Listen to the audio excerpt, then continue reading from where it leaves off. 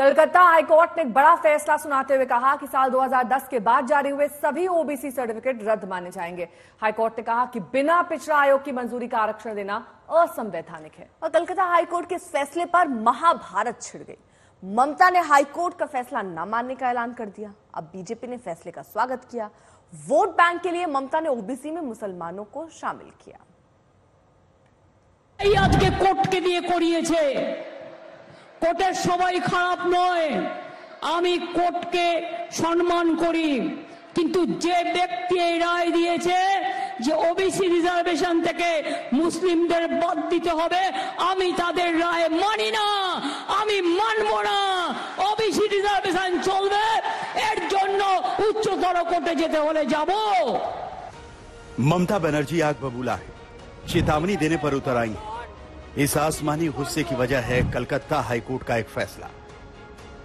High court ने पश्चिम बंगाल में साल 2010 के बाद जारी सभी ओबीसी सर्टिफिकेट रद्द कर दिए हैं। 2010 से 2024 के बीच शामिल किए गए 77 समुदाय अब ओबीसी नहीं रहेंगे।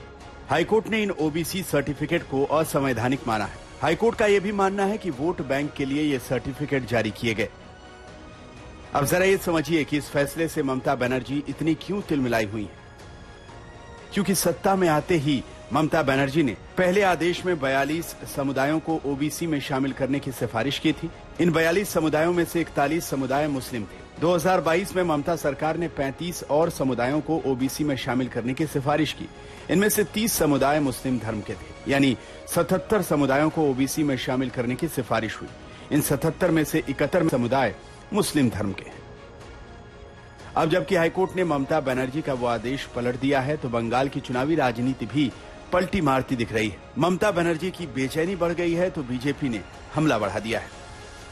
पश्चिम बंगाल की सरकार ने मुसलमानों का वोट बैंक के लिए अनाप शनाप मुसलमानों को ओबीसी बनाने के सर्टिफिकेट दे दिए थे। ये तुष्टीकरण की सनक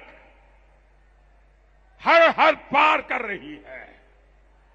आज कोर्ट ने तमाचा मारा है।